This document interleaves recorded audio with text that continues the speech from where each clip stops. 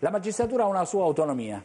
In questo caso, per non arrestarli, quando sono stati 2 volte in Italia, perché l'India, vuoi sapere come la penso? Ce l'ha mandati 2 volte perché ha detto, beh, almeno la seconda se li tengono, no? E noi pervicacemente glieli abbiamo restituiti.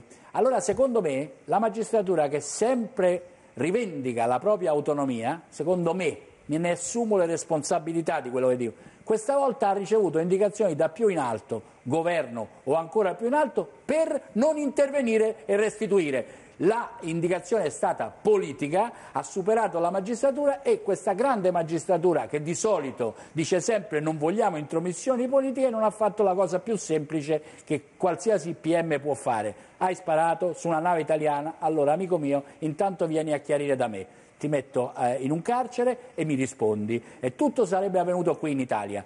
Io continuo a pensare che qualcuno, ma perché lo penso? Perché abbiamo un Ministro degli Esteri che si è dimesso perché il Presidente del Consiglio ha voluto restituire i marò. E non posso credere che una cosa così grave il Presidente del Consiglio Monti l'abbia decisa senza consultarsi con Napolitano, con il quale diceva pure forse se rompo una tazzina di caffè il governo rischia. Voglio una risposta da Messina. Ma io credo che la situazione che lei descrive è difficile da verificare. Certamente c'è questa anomalia. Aggiungo, tra l'altro, il peschereccio non è nemmeno indiano, perché non batte bandiera indiana.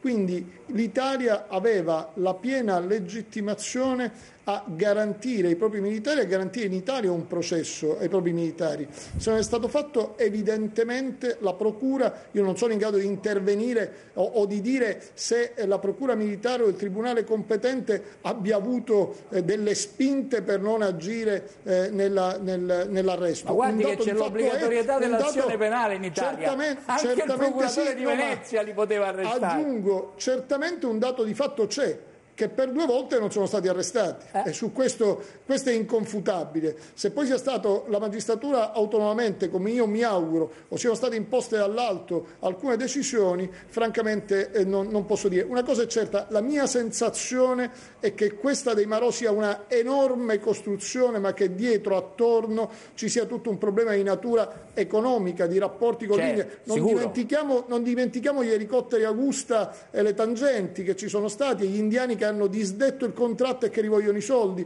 Qui ci sono dietro tantissime cose e in mezzo ci sono questi 2 marò che stanno diventando il capo espiatorio di tutta una vicenda che, ripeto, rispetto a quello che è accaduto non ha nulla a che vedere. Certo, ha ragione.